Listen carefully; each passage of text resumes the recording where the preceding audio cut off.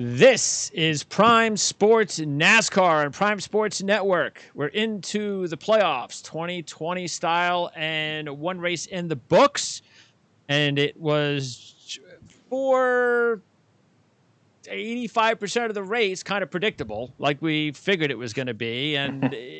But thank goodness we got the last 15% in because it got very exciting. And you did have a feeling, guys, that as soon as they started those pit stops, the Harvick and Elliot, as soon as they went in there and Truex decided, well, we're going to sit on this and this is how it's going to work or not. That was the shot. That was it. That's when you went, this race has a chance to actually offer some excitement. And sure enough, the cautions did not come out when Martin Truex Jr. would have liked the cautions to come out. They came out when Truex and Elliott wanted them to come out. And that was pretty much the ball game. Of course, Truex tried to make it back, and he really did. But it was some great racing between Truex and Elliott. Unfortunately, it both took them out of the race. And then, lo and behold, who gets to take advantage of the luck? Kevin Harvick. So, it would be nice if one of these days the crew chief, when that happens, would just go on the air and just can you be realistic and just go, boy, Kevin, we sure as hell lucked out there. Harvick kind of said that in his post race. Like, I didn't deserve to win that race, but you just kind of have to put yourself, like they always say, if you put yourself in position to have luck, that's what you got to do. And that's what happened. He had no business winning that race, but hey, that's all. It pays the points and the money on that last lap. You have to be there, and he was there. It just lucked out. And I mean, Chase Elliott's got me thinking, what do I got to do? No. Wait. See, now we can get into Chase Elliott, because what in the world was he thinking? Okay, that was CHOKE with a capital exclamation point. That was a major choke job. There was no reason in the world at that point in the race to go, well, let me just slide down here. I haven't been here. I don't know if my car is going to be any better, but it could, obviously, I don't know if it's going to help me out all that much. Maybe it will, but I'm not thinking about how it can hurt me. He completely screwed up his race. I mean, he should never have even thought of doing that. And it's the young drivers are the ones that are always doing it. I don't know what he was thinking. Just keep running the same line that's been working. He couldn't pass you in 3 and 4. He could just get to you, but you're so much better in 1 and 2 that you would have done that same thing lap after lap after lap. Yep. I think that's where the veteran of like what Kevin Harvick does, he would have done the same thing and won. That's how he found himself there. And Elliot, it just takes that mental zoned in capacity that, yes, I'm sure it gets boring for 41 laps to run the same line lap after lap after lap after lap for 41 times. Does the crew chief need to have communication at that point, or is that just something that you just allow your driver to do what he wants to do and then you talk about it after the race? How does that work out, CJ? I think that's crew chief and spotter. They got to be telling him exactly where Truex is gaining and where his car is faster and where he should be putting his car to be able to. So even if he's racing for 15, 20, nothing's going on, he's holding them off. The crew chief has to just, hey, I know nothing's going on here, but I have to think that there might be something brewing in your brain. So before you go ahead and think of doing something stupid, I'm going to tell you something. Yes, I think that's absolutely the case, because that's what he did. He choked. He was there. He was doing it. He was seeing Truex be there, and he got nervous, and he thought he was going to try something new, and it didn't work, and that ended up ending his day. And in the race, you've got to be in their ears, and you got to be reminding them to stay on task and give them the information that they need. And you got to build that relationship. Some drivers don't like that, and you've got to figure out the way to deliver them that information. But I think that's a classic example of Elliott not getting the information he needed to be able to stay in that spot where his car was clearly able to hold him off. You think some of that information comes a little bit easier if not everybody's listening in on the conversation? Is that something, or is that, they're just so used to it by now? Or do they just feel, maybe I shouldn't, maybe if I say something here, Chase will think, well, everybody's listening to this and I'm talking down to them, like I don't know what I'm doing. Do you think that comes into play? I doubt that. I was thinking more in line of the other teams listening to the other teams. Okay. Because we know that they do that. So if you're giving Chase Elliott the coaching as to where he's faster, but I guess it's no different on any other team. Truex is listening to that and he's getting coaching on where he's faster. So I would hesitate to put the blame on, outside of the garage listening. I don't know that necessarily comes into it, but I do think, especially with the younger drivers, maybe when you get a Truex or a Harvick, you don't need to do that as much. But somebody who's generally early in his career at a track that you don't race at very frequently, to be quite honest with you as well, I think you got to be giving them that information. And Eric, isn't this also a very good teaching moment, not just for Elliot, but all the other drivers, where this is the perfect opportunity now for Ryan Blaney and William Byron and so forth and their crew chiefs to say, hey, I'm going to show you what happened to these guys this week.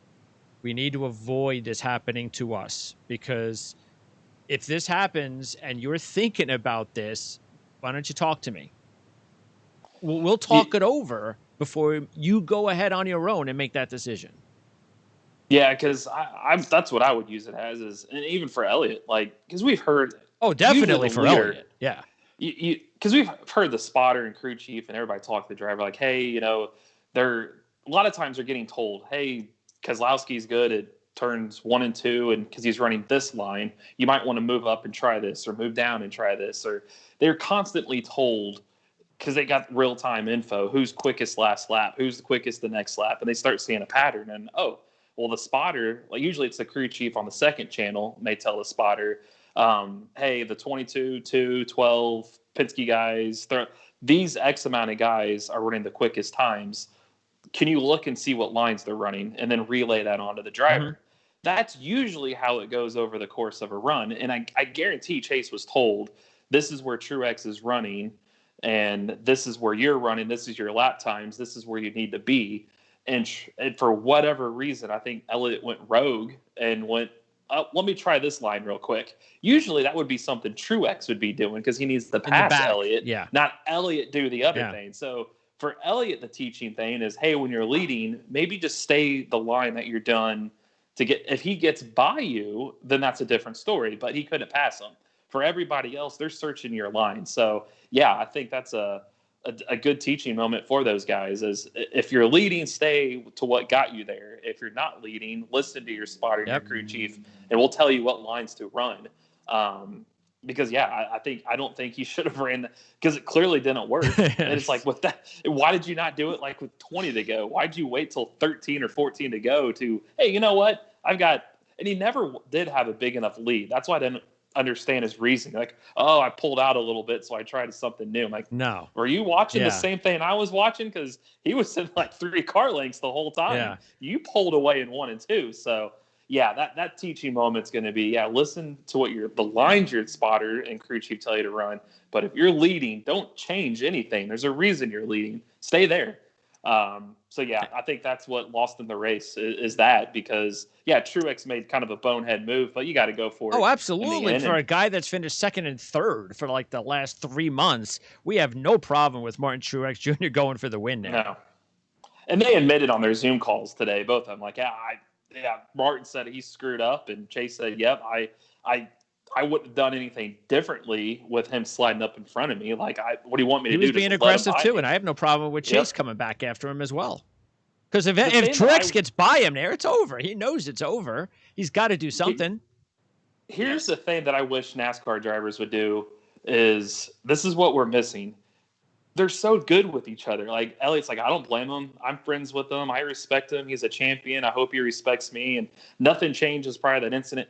Can you text each other that and then come out in your Zoom call I hate that dude. I'm putting him in the wall next week. Yeah, right. Create some drama. Do something. It's so basically you just squashed it. Can you say behind the scenes, hey, man, we're cool, but let's maybe play this up. Let's create something here. It reminds me of tennis. like in the old days with Jimmy Connors and McEnroe and Nastasi, and fans loved it, but the media would get on them and say, "Oh, they're brats, and this isn't good for the sport." Mm-hmm. And all of a sudden, the young generation came in, and it all went away. All of the things that made us enjoy and think it was exciting, and they were as full of energy, all gone. Robots on the court, for the most part. Same thing seems to be happening in NASCAR now. All the bad boys seem to be going. All the incidents seem to, oh, that's just bad. Oh, even though everybody knew it was good for the sport, but oh, that's Mm-hmm. just not good behavior, and we miss it. Now everybody realizes you miss it. You had it, and you're in the playoffs. Because let's be honest, it's not like it was Chase Elliott versus JJ Yaley. It was Chase Elliott. These are two guys that are probably, we know Harvick and Hamlin are probably the Homestead. There's two spots right now left, or Homestead, the Phoenix, whatever. There's two spots left for the championship 4, and these are two guys that are likely going to come down to that round of 8. Get some rivalry, some friction. Even if you're best friends off the track, play it up. I mean, that's what Dale Earnhardt and Gordon used to do. Like, they always talked about those two were really good friends off the track. Earnhardt owned Gordon's merchandise rights. So, hey, let's fight out here. Let's create division among fans. Half like you, half hate me, and vice versa. And let's make some money on and off the track. I don't know why Elliot and Truex wouldn't have done that. Like, look, I'm the most popular driver. People are going to villainize you. You're with Gibbs. People don't like Kyle Busch. Like, let's create a villain, but let's help each other out, because you're also going to, it's the playoffs. If they hated each other, I guarantee you that moment will be played on highlight reels throughout the playoffs. And it would have been now good. You say what you did today, it's squashed. In my opinion, it's gone. They lost their moment. So that's part of, like we said, like last week, what's NASCAR missing? There's an example right there. You had an opportunity. When you don't have the exciting racing, event. That's what you need. You need something else to pick up the sport. They lost it. Yeah. Yep. But at least there was the end, because if the caution comes out at the wrong moment and Truex is still dominating the race, we're sitting here today talking about it's just another terrible Darlington race. And really, we got lucked out. That's it. It was a strategy that doesn't happen all the time. It was great the way it turned out. But it once again just shows you the Darlington is all, at least it's, unless situations like this occur, it's about, okay, who can get out of the pits first, and who's ever out of the pits first is going to lead, because whoever's on the outside lane is going to end up with the lead, and then you're not catching him. It's just, that's not good. Nobody wants to see that. So at least we got lucky. We got lucky with the late strategy, and then we almost got luckier if we would have had some fisticuffs. Should have. Yeah. And it's not fun. Like, for us, that like watching that race, I knew what's going on, just because racing, like, they try to undercut pit stops and pit strategy, and who's going to have you might pit later and have fresher tires, but is it going to work out for someone that pit earlier that's got older tires, that they're undercutting each other? And it's a game they play, but the general public doesn't know that game, nor do they care. Or it's a lot of math to figure out, okay, who pit what lap and who. That to me is kind of exciting, but most people, they didn't grow up or start watching racing in the 80s and 90s and understand, like, what do you mean pitch strategy? Yeah. Like, I was curious if Harvick could come through the field. It had the Gibbs guys were trying to go that last stage on one pit stop. Everybody else was going too. It's like, but people don't care. We got lucky with that caution that kind of froze it, and like then it's mano a mano. By the way, bad analysis as usual, because I don't get these guys. You know what's happening in front of you. Can't you explain it? Can't you say, okay, this is exactly what Kevin Harvick and Chase Elliott are trying to do. This is what they need to happen. So even if they would have just said, okay, Kevin Harvick and Chase Elliott, they need no caution. Truex needs a caution. They didn't even say that. It's like they think they're talking to people who've been listening to them for 80 years, when there are a lot of new listeners that need to be educated.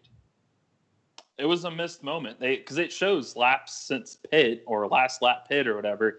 They should explain what they're talking about there, other than saying, oh yeah, he pit on lap 213. Well, tell me why that's a big deal. Tell me why they're on two different strategies. Show a graphic on how your in and out laps are key. The now traffic in front of you. You could run a really hard lap, come in pit, have a quickest pit stop of that stint, come out with nobody in front of you and run another quick lap on how that is so much faster than being caught in traffic behind somebody and pitting, because all you're seeing is on-track stuff and guys ducking off and pitting like, man, how do you go from first to fourth? Yeah, they don't but understand. They never tell you that. Yeah, they have no idea. They're lost. What they're missing. They would have been lost unless they had somebody there to explain it to them.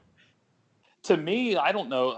You know how like the college football national championship game, like ESPN has like 9 stations. Yes. They'll have the radio broadcast, and they have like the analyst room, Sure. and they have like 5 coaches, and they sit there and watch film and tell you. I feel like NASCAR maybe needs to do that for a race like that. Like if the race is on NBC, maybe on NBCSN, have some current like drivers that might like junior or a couple crew chiefs where that's all they talk about. They don't need to talk about. Look, if they don't want to do it, we can do it. I'll do it because we don't have to. All we have to do on. is sit there and tell people to tune in. We're not going to show you the race. You're just gonna watch the race on television, and you're gonna watch and listen to what we're going to tell you. That's a good idea. We should have that watch party. We'll tell you what's going on. Yeah.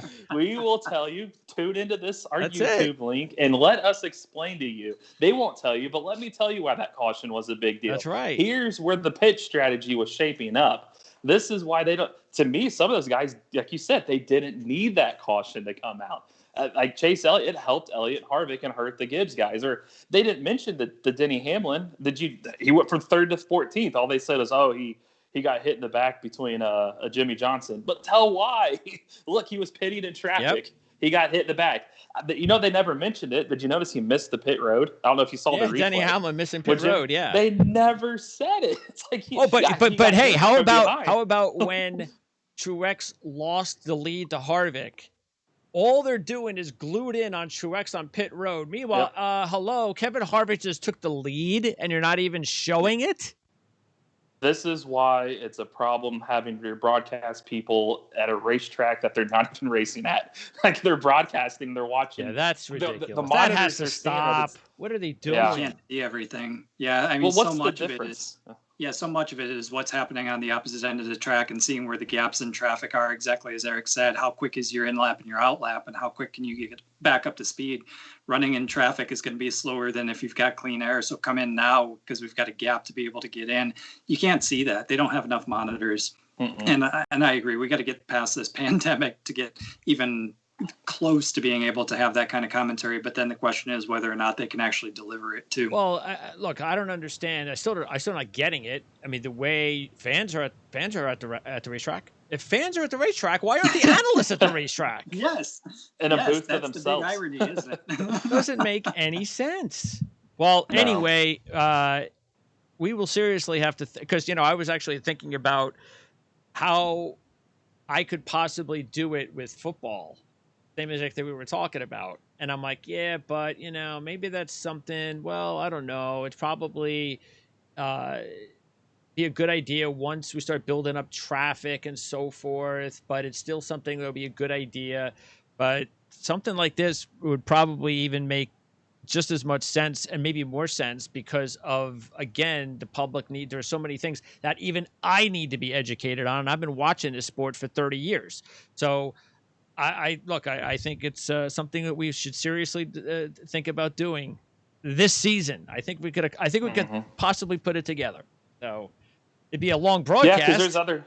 But it would be, but maybe people will tune in, have questions. Well, that's what you do is you do the whole thing, and then at the end, because we're not doing it live. We don't have to do it live. Actually, what we could do is we could record it and then we can split up the times that actually make the most sense of when we comment on something. The live stuff is excellent and we could eventually get to that.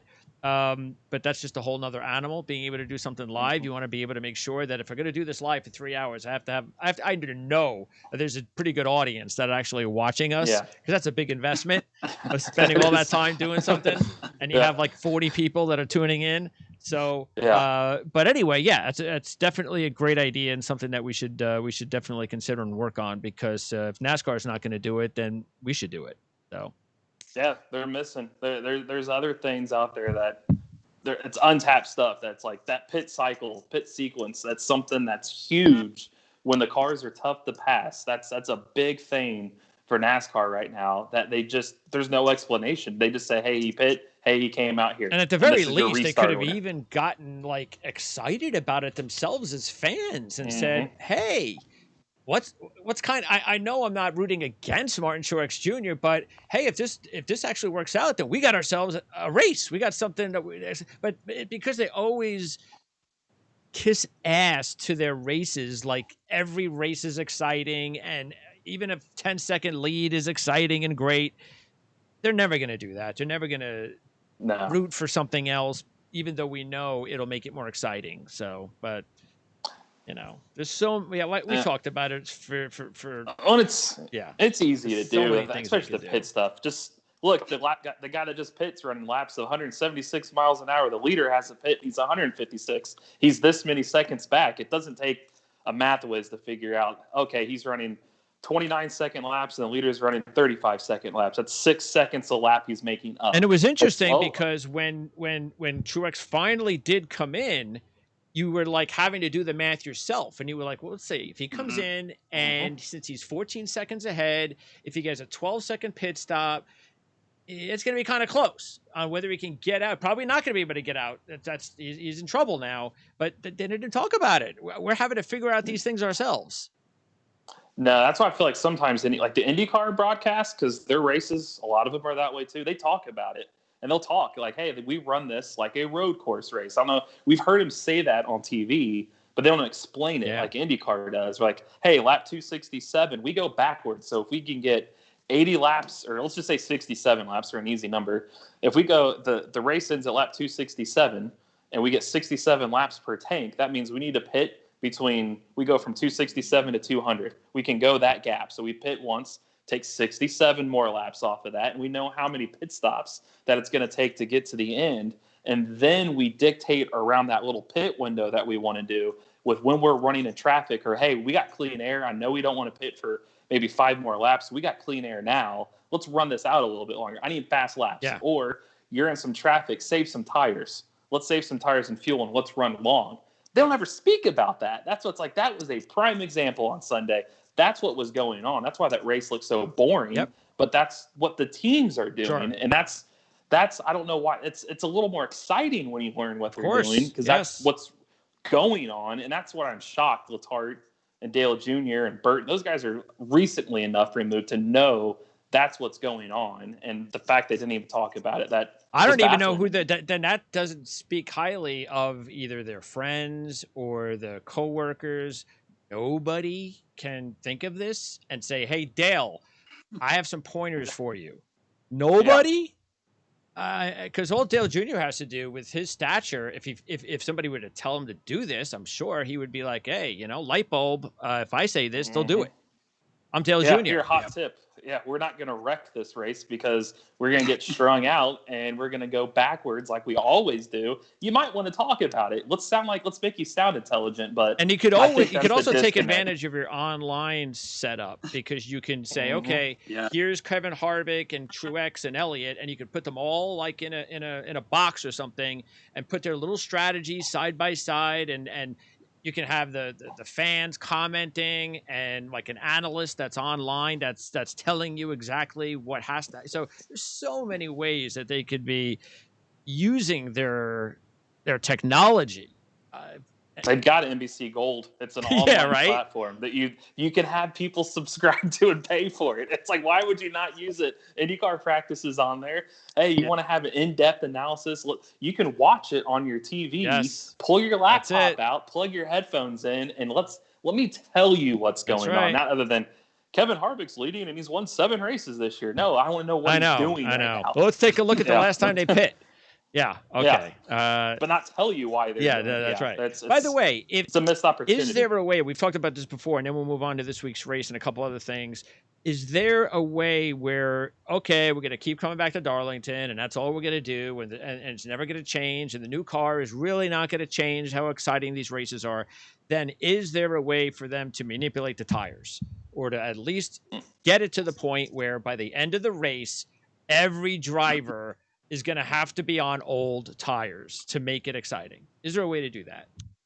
Yeah, you control how many sets you give them, and you also control with Goodyear what kind of degradation you want. Go out and do the testing and get your fuel lasts 67 laps or what have you. So you make your tires last 37. Make it really interesting. And if somebody really wants to push it and risk going into the wall, then guess what? They can try to go to 45, but they're not going to get to 67. Those are the types of things that you can do. And Goodyear should be willing to do it. I mean, that's what Formula One does all the time. They make different compounds. That's another thing they could do. You could ask Goodyear to make different compounds. Make a hard tire that'll last 67 laps, but make it half a second a lap slower. Yeah, we don't give them a soft tire that'll last 45, and it'll be half a second faster. You decide. Yeah, who wants to hear about the drivers complaining that the tires need to be better? Screw that. Exactly right. Yeah. Yep. The easiest thing is the tire deck. Because they don't want to race at Daytona and Talladega, but we love it. So, of course, they want their tires to not wear down, but we do. So, but when they don't wear down, they complain too. Yeah. Yes. That's exactly. Oh, they're not wearing fast enough. I can't pass. They're like a hockey puck. It's so smooth. It's like, okay, well then degrade them. No, I can't degrade so fast. I don't have enough grip after 30 laps. It's like, well, what do you want? Exactly. By the way, good timing, Eric. You're having a great year with your fantasy team. You dropped Eric Jones just at the right week. Of course. He lost 50 points. At least Custer finished 12th, but still, you lost 50 points. But that was a year long. I mean, you had to make a decision for the last 10 races. So that's only one race. And Eric Jones does good at Darlington. So, it's just one race. And this week. Yeah, and this week. Richmond. That's true. And also and look, Truex led 196 laps.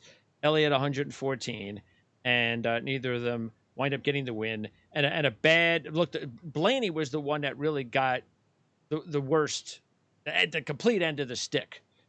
So, what does he have to do this week at a racetrack that he doesn't have any success at to feel like when he goes to a road course to end his potential season that he can actually get above the cut line? He might be looking at a must-win situation already. I mean, to get to the come on, it can't be that bad. No, it's getting close though. I mean, one more and he's going to be in a must-win. Oh yeah, one situation. more, sure. Yeah, what does he have to do this week? Do you think? Does he have to finish in the top 10? Yeah, he's 24 points behind, okay. And he's got to hope that the other four are around the bubble after 12. So I'm talking about Boyer, Almirola, Custer, and DiBenedetto. He's got to hope that they don't. How many points is he out right now? 24. He's got to be in top 10, and he's got to hope that those guys don't come anywhere close to it. Okay, or he'll need the win next week. Basically, yep. Okay, all right. So he's the one that's in. He was the big story then, as far as the good drivers, right? Yeah, I would say so. And he lost 10 points too. Yeah, what was that about? Yeah, he had a 5-pound bag that the crew decided or forgot that they had left in the car. Oh, you're kidding me. This was like a forget mistake? This wasn't, Exactly. we were trying to get to that line between cheating and, Oh, it's cheating. They got caught. It was, it was cheating. Well, here's what they do. Yeah, it was a ballast issue. They put, because you go through weight before you get there, your car has to weigh. And so what these teams I think it was New Hampshire and Michigan, I heard that they've been cracking down because there were teams putting, water bottle. It's not water. You can put weight in it and you leave it in the car. Well, you find out the amount weight and it weighs, move along. Water bottle comes out. Well, now your car weighs less, which is faster. So they put that 5-pound ballast, like they were saying they were using. They forgot to take it off. Yeah. Sure. So that means they've done this before and gotten away with it. Oh, they pushed the issue because they know now all you got to do is go through inspection once before the race. And when they come through, because your car, first of all, has to hit the weight requirements. Well, why don't we make that car a little bit lighter and let's add a weight per se? Like they were putting helmets. They were putting, you know how they put the helmet bag that you sometimes see it hanging from the rear view. Well, what if we put some sand in the helmet? and Very that's nice. not even the helmet the driver's even wearing. And they'll bring their own helmet out. We take it out. This is all got to stop. I mean, it's just so it's ridiculous. I mean, come on. That's the Bill Belichick way. Yes, I mean, They so does that mean that area. chances are that other drivers and teams this past week were doing the same thing but didn't get caught, or was Blaney the only their team was the only one that did it this week? They're the only ones that got caught. I'm sure they all are. There's stuff. See, if that's the case, then that's not right. I mean, if everybody's doing it and one guy gets caught, that's like steroids. Well, we just tested this guy, but we didn't get to the other 4. That's not right. It goes on. I wouldn't be shocked if there's stuff hard. I mean, I don't want to call him out and say I definitely know Harvick's doing it, but they're probably doing something. That's why you see some of these teams look really good one year and they just drop off. A lot of times NASCAR behind the scenes may catch you and say, "Don't you do that again. We know what you're doing. We got our eye on you," and they put the fear of God in them. So I would say Blaney wasn't the first one to get caught by. They could have just been making an example. Hey, playoff car, caught you. Okay. They were clearly trying to get away with something. There was intent there. When they came out and said it was misplaced. Yeah, sure. Yep. Yeah. All right. Sure it was. Okay. So yeah, it's going there's inspection games, let's just say that. He's in big trouble now. So Jimmy Johnson and Bubba. So why is Bubba leaving? I mean, Bubba's the one that decided he doesn't want to race for Petty anymore. Is that what happened? He's got a better offer. Oh, he does. Who? He's got sponsors. He's got sponsors, so he can go to a faster team. And so which car does Black Lives Matter sponsor? There's a black Ally sponsored car. A black that a driver. Car. There's 2 rides that I've heard he's probably going to end up. One of them is going to end up in. One of them is the car is already black now. Is it a single team? No, that's okay. It's a 4-car. I applaud it. We've all talked about Bubba Wallace. I don't care how he winds up getting in. Maybe I'll care next year when if the sponsorship is an eyesore. But Bubba needs to be in a better ride for us to really know how good of a driver Bubba is. Well, I could say the two rides I heard are there's a certain guy that's going to IndyCar racing next year. That ride is open. Is that Jimmy? Yep. Hendrick and Ganassi. McDonald's, they share a common spot. There's only one black car out there. Yeah. So we remember I called this back in April. Wait. You're saying that Bubba will take over for Kyle Larson's car? Oh, isn't that fitting? I'd call that in April. I was like, they've missed that's why he wouldn't leave unless he had something. Yeah, that's what I was wondering. Yeah, it doesn't make any sense. Those are the 2 I've heard, which makes complete sense to leave. But you're going to bet on Chip Ganassi? Right now, I'd say Hendrick. They said they don't have anything offered yet, but I could see, like CJ said, he's got a lot of sponsors to bring. And from one scenario I heard was Bowman moving from the 88 to the 48 because that Ally sponsorship is on that car already. Okay. And they would use the sponsors because Bowman doesn't have a full season worth of sponsorship. Leave those sponsors on the 88. Bubba brings his sponsors and his team over, and that car is now fully funded, and he's with Hendrick. So if I were him, Hendrick's the better option, obviously. I mean, Richard Petty Motorsports offered him 20% ownership role. He didn't leave just to leave. He's got something lined up. So, until this past week, who did we think was going to take over for Jimmy or for Hendrick? I've always heard Bubba or like an Eric Jones. So there really wasn't, somebody that we're not talking about. It was never. This was potential marriage. Anyway, was Bubba to Hendrick. Okay. Yeah, that or Ganassi. The only reason that I think Petty threw the ownership stake was to entice him, and they're like, we need to know by this date, or we got to move on. And Ganassi said the same thing. So, but if you look at how much him and Jimmy Johnson have aligned to this summer, I think there's been some talks going on, and so I wouldn't be shocked to see. So Jimmy, now what's the deal there with Jimmy? IndyCar, full road and street course, and what, as an owner or a driver? No, he's going to race her. Driver. He's going to drive. Okay, and owner or just driver? Just driver. Plus, don't count out Chip Ganassi, big one of the bigger teams. Who would be his teammates? And Scott Dixon. Scott Dixon. Oh, okay. Yeah. Feel like that's an all-star team. Yeah, that's huge for the sport to have Jimmy Johnson. Yeah. Yeah. And you got to look at, too, like I wrote yesterday, Jimmy never said, like he said, I'm not 100% done with NASCAR. I'm just not running 36 races anymore. Hendrick's maxed out. It's not like he can leave and come back. So Ganassi's only got 2 cars, and they align with that Spire Motorsports with Frost Chastain on a few races. I bet you'll see Jimmy Johnson in the Daytona 500, Okay. the Southern 5. He'll run the big races still. They give him that option. And so isn't it easier? No, well, you tell me. Which is easier when you're older to drive, Indy or NASCAR? I'd probably say NASCAR. IndyCar's so fit. Well, him being a triathlete, I don't think the IndyCar, the forces, I mean, they don't have power steering. I think he's going to get a wide-eye opening for somebody that's never raced an IndyCar before of how talented and deep that field is. Or NASCAR, you kind of had that feel the whole time, but IndyCars are physical. Sure. I mean, there's no power steering.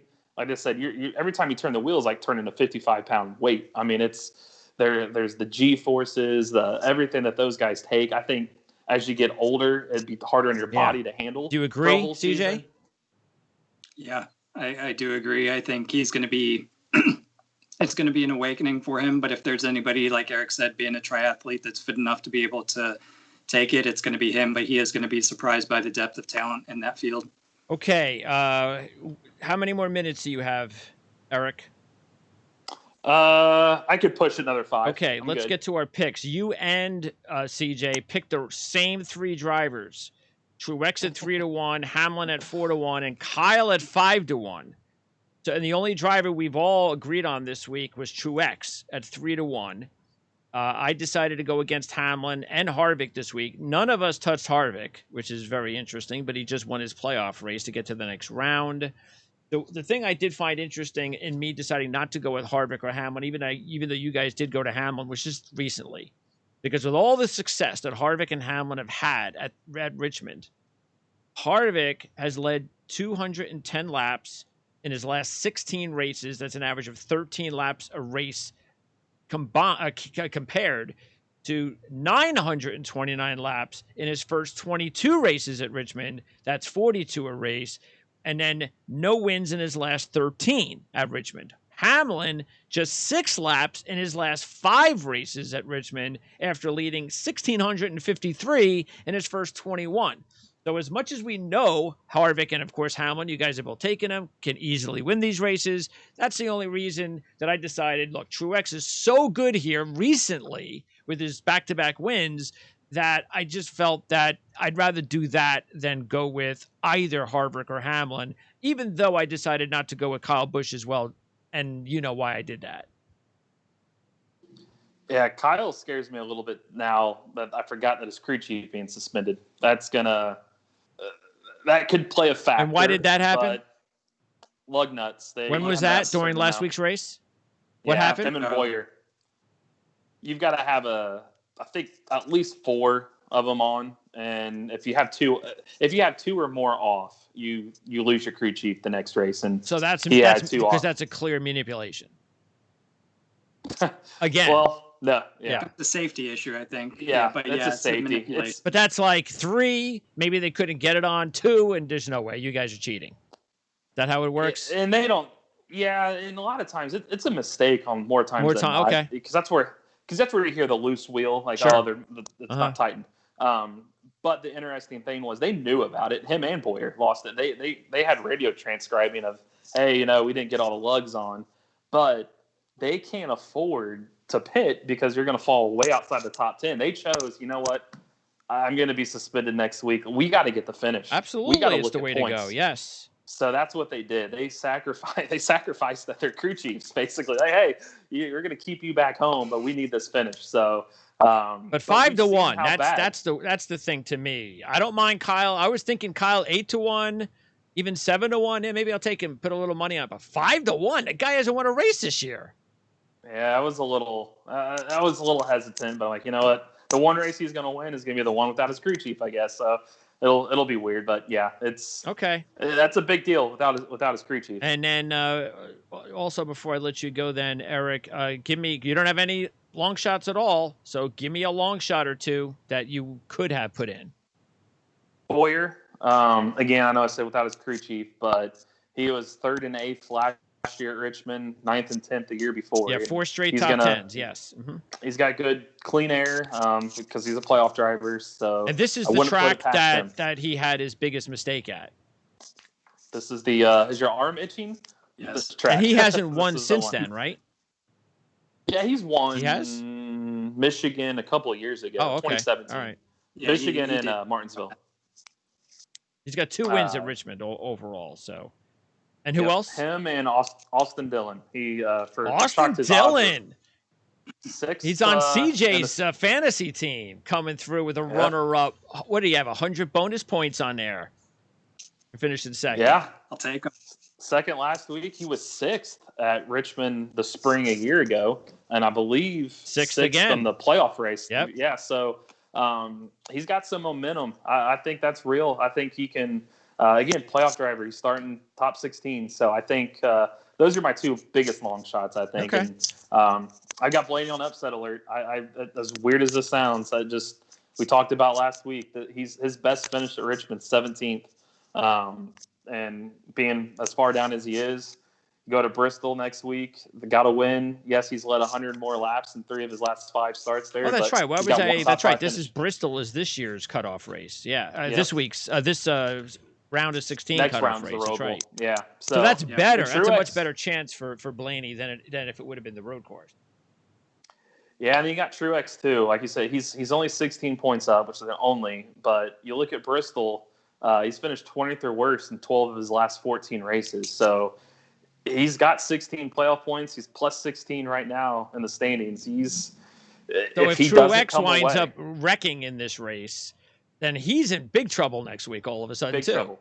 Yep. At a track that he has no success at. No, that's why I think he went for it at Darlington. He knew what's at the end of this round, and I expect him this weekend. If he's running up front, you might want to get that win. Just anything could happen, but I don't think he's sitting too comfortable right now. All right, Eric. Great job as always. We'll talk to you next week when we preview Bristol, and of course, what's so great about the playoffs is already next week we talk about more elimination. Cutoff race. Yeah. Yep. So that should be a lot of fun, especially since it's Bristol. And racereviewonline.com, you're going to be working extra hard as usual for the playoffs? Oh, yeah. Got NASCAR stuff this week and then Indy cars in Mid-Ohio. So 2 races. So a lot of racing this weekend, which is good. Truck race tonight as well. So we'll have stuff up for all of it. All right. Sounds good, Eric. Talk to you next week. Thank you. Yep. Sounds good. Take care. All right. So, again, CJ, you have the same drivers as Eric, but you just had more invested money than Eric this week. You can check out all the totals on our on the Prime Sports Network website. That's where we post everything, the futures, all our totals, our fantasy, everything. So give me your long shot drivers that you did not go with. So I like Boyer. Eric had a good pick with him. He would have been a good long shot, but I think if you're looking for a real long shot, you probably want to think about Christopher Bell. Yes. 3 Xfinity. I have him as 4. One of my long shots. There you go. And why? Yeah, he would be the one I would go for just because he's so good. 3. Why he would be a good long shot? 3 Xfinity wins out of the last 4 at the track. That's crazy. That's crazy good. Yes. Yeah, and they're so not if you're going to look for anybody deep in the field, Christopher Bell. He's led 91 laps a race in 5 races. And 238 last September. So the last time he was at the track, he led 238 laps in the Xfinity Series for his 3rd Xfinity Series win. Yes. So, yes. Now, the only thing is he starts late. That's the only thing. He's going to be starting 26th. Which is not a good starting point. When you take a look at the trends for the track, and look, obviously there's no real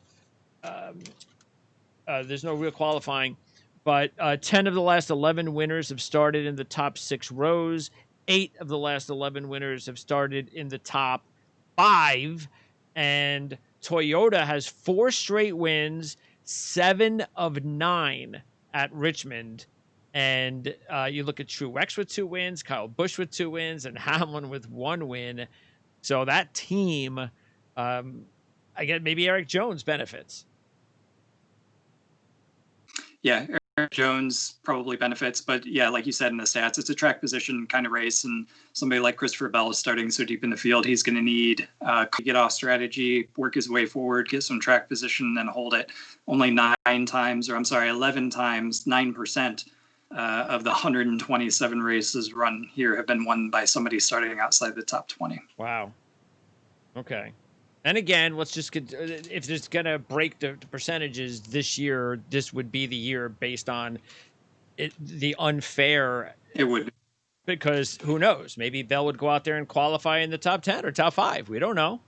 Exactly. And if he has a top 10, right. top 5 car, as long as he can avoid trouble, and maybe he can make it all the way into the top 10 or top 5 by the time we get to the final stage.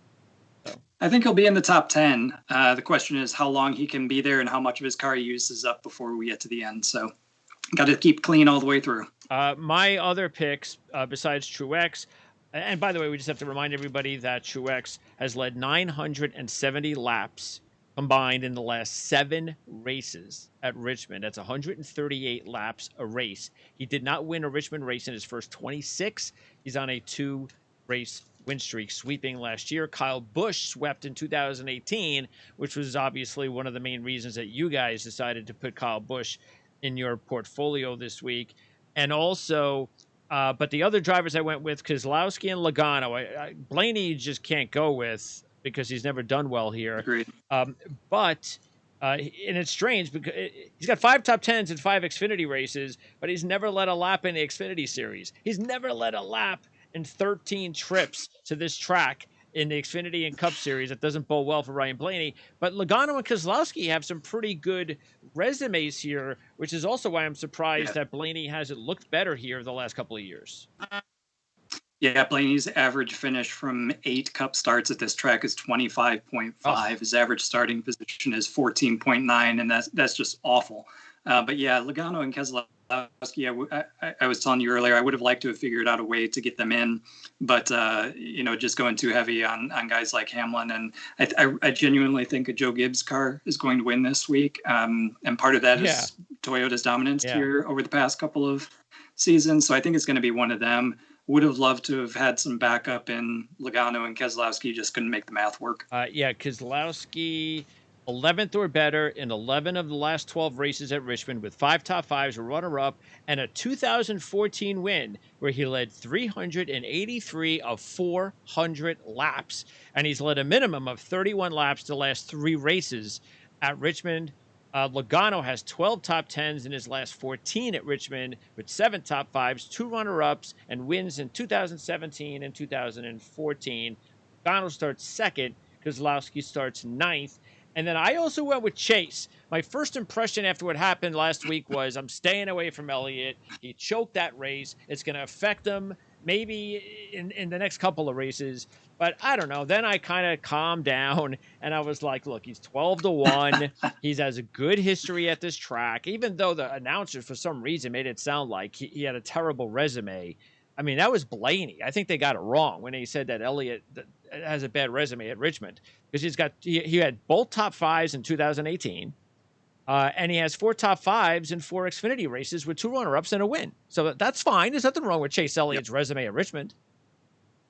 No, 2 top 5s, another top 10 in his 9 career Cup starts, and an average finish of 12.8, and Blaney's was 25-something. So, I think Elliott, plus he's going to be angry after last week. He knows another one got away. And then my long shots, I went with Bowman, 40-1, a little bit of money on Bowman. Bell, Byron, and Johnson at 50-1. We talked about Bell, but the other 3 Hendrick cars, I went with all 4 this week. And I just figured, even though Bowman doesn't have a history at this track, the fact is he didn't have a history last week, and he did well. So maybe there's something going on with Bowman. And for Byron, same thing. You know, he's got something going on now the last 2 races, and we know Jimmy Johnson has had something going on for a while, and even when he's been struggling the last few years, he's 12th or better in his last 11 races at Richmond, and he's got 3 wins over his career. So I figured, why not put a few bucks each on all 4 of those drivers?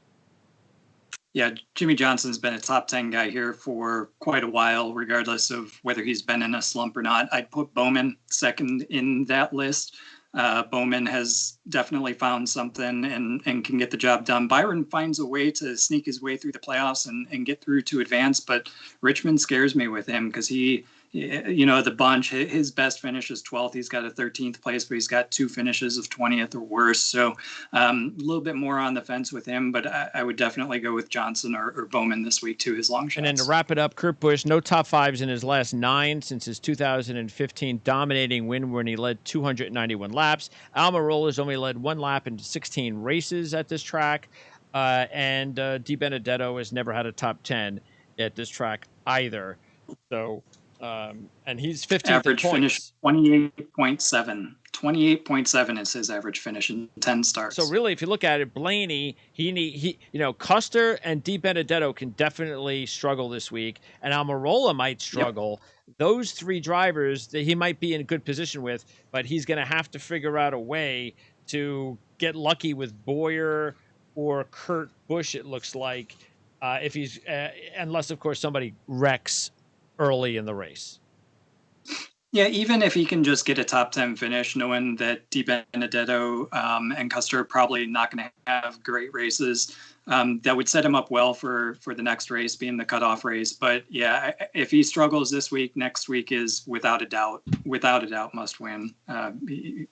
It's over. And that's crazy, but it happens. And that's what we actually like about the new formula is you just don't know. Agreed. And that's we wouldn't have had probably the finish last week if that wouldn't have been the formula, because Elliot and Truex wanted the win. And if they would have been a situation where they just needed points, then we probably don't get them crashing into each other for the win. So Yep. All right. RotoWire, what you working on as usual for the race, or the race is just the race, right? Yeah. We got the races. So the fantasy preview for the trucks tonight is up and ready. We'll have Xfinity up, and then they've got a double header tomorrow night and Saturday night. That'll be up sometime tomorrow morning, probably, maybe tonight. And then we'll have the Cup stuff up probably sometime Anybody tomorrow. racing in the Cup? I mean, in the Xfinity or trucks? Kyle Busch is starting Friday night. And that's it? Nobody in Xfinity? That's going to be his last Xfinity start of the season for him. Okay. And weather? Do we know weather? Weather, I think, is supposed to be okay. I'd have to check it again. So we got lucky last week. Okay. I mean, last week was one of the very few weeks where we've had no problem with the weather. So, yeah, if it were afternoon, I'd be nervous, but these are night races, so we're good. Yeah. All right, CJ, appreciate it as always. We'll talk to you next week. Sounds good. Thanks.